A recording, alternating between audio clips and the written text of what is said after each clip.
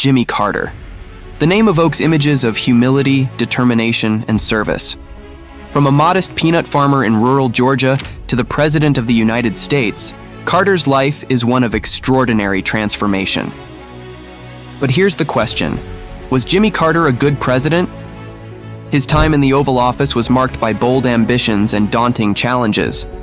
While his presidency faced criticism, his post-presidency redefined what it means to lead a life of public service. Carter didn't just serve his country, he sought to serve humanity itself. This is the story of a man who transcended politics to become one of the most admired figures of our time, a story of struggle, resilience, and an unshakable commitment to doing what's right. James Earl Carter Jr. was born on October 1st, 1924, in Plains, Georgia. It was a town so small that even today, it barely scratches the map. But it was here, amidst the struggles of the Great Depression, that Carter's character was forged. His mother, Lillian Carter, was a trailblazer. A nurse in a deeply segregated South, she cared for all patients, regardless of race, with equal compassion. Her courage in challenging social norms became a cornerstone of Jimmy's upbringing. Jimmy's father, Earl Carter, was a strict but fair man. A farmer and businessman, he taught his son the values of discipline and hard work, qualities that would define Jimmy's life. Jimmy's curiosity and determination set him apart. Whether he was tilling soil or studying at night, he pursued excellence in everything he did. His hard work paid off when he earned a place at the prestigious U.S. Naval Academy, graduating near the top of his class in 1946. His naval career was nothing short of impressive. Carter worked on pioneering nuclear submarines, becoming a key figure in cutting-edge technology. But fate had other plans. In 1953, after his father's death, Carter made a decision that changed the course of his life. He left the Navy to return to Plains and take over the family peanut farm. At first glance, it seemed like a step backward, but it was here, amidst the rows of peanuts and the needs of his community, that Carter's passion for public service took root. He didn't just rebuild the farm, he began to rebuild the trust and hope of the people around him. Carter's entry into politics wasn't glamorous. In 1962, he was elected to the Georgia State Senate, where he quickly earned a reputation for challenging corruption and inefficiency. In a system plagued by backroom deals, Carter's honesty and commitment to reform stood out. In 1970, Carter set his sights on the governor's office. Georgia, like much of the South, was grappling with the painful legacy of segregation. Carter's campaign promised progress, fairness, and a brighter future for all. I say to you quite frankly, that the time for racial discrimination is over. These words weren't just a statement, they were a challenge to the entrenched norms of the South. Carter's declaration signaled a bold vision for a more inclusive Georgia, one that resonated far beyond the state's borders. During his governorship, Carter championed civil rights, modernized state government, and prioritized rural development.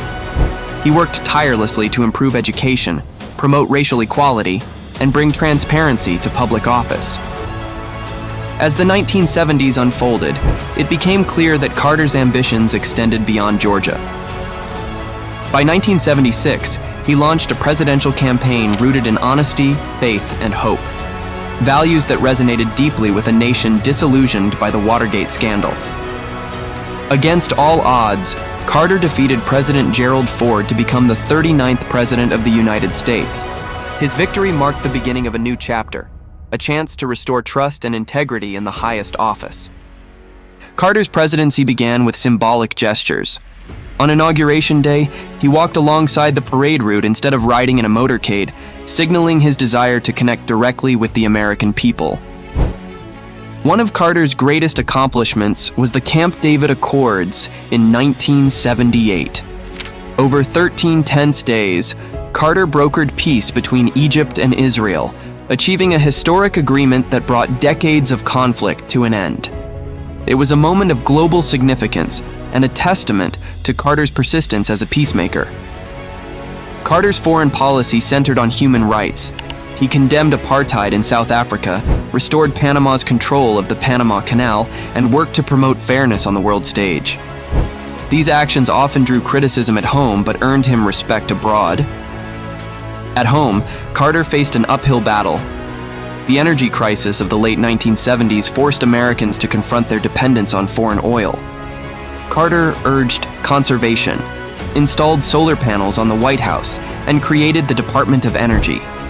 Yet, his forward-thinking policies met resistance, and public frustration grew.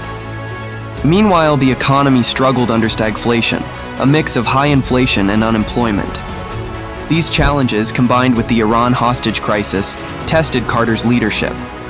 His refusal to use force in resolving the crisis showcased his principles, but also drew political criticism.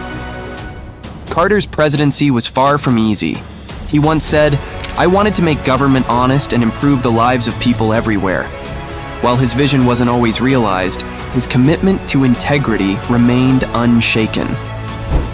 Leaving the White House didn't mark the end of Carter's service. It marked a new beginning. In 1982, he founded the Carter Center, an organization dedicated to global health, peace, and human rights. From eradicating guinea worm disease to monitoring elections worldwide, Carter's post-presidency was nothing short of extraordinary. His efforts earned him the Nobel Peace Prize in 2002, cementing his reputation as a global humanitarian. Carter showed the world that true leadership extends far beyond political office. Even in his 90s, Carter continued to serve. Whether hammering nails, teaching Sunday school, or sharing words of wisdom, he embodied humility and faith. Jimmy Carter lived a life defined by purpose. On December 29, 2024, he passed away peacefully at 100, surrounded by family and the community he cherished. Jimmy Carter's story is a testament to the enduring power of humility, faith, and service. From the farms of Plains, Georgia, to the corridors of the White House and beyond, Carter's life reminds us that true greatness is not measured by wealth or power, but by the positive impact we leave behind. During his presidency, Carter navigated an era of global uncertainty with determination and moral conviction. His achievements, like brokering peace at Camp David and championing human rights, showcased his ability to address complex challenges with courage and empathy. Though his tenure faced its share of criticism, his priorities often reflected the values of honesty, fairness, and a deep concern for the future. Jimmy Carter's presidency may not have been defined by easy victories, but by the principles he stood for. He reminded us that leadership isn't about seeking applause, it's about doing what's right, even when it's difficult. The life of Jimmy Carter isn't just a chapter in history, it's an enduring lesson for all of us to strive for justice, kindness, and the betterment of our world. If you enjoyed this video, let us know your thoughts in the comments, and don't forget to like, share, and subscribe for more stories and news.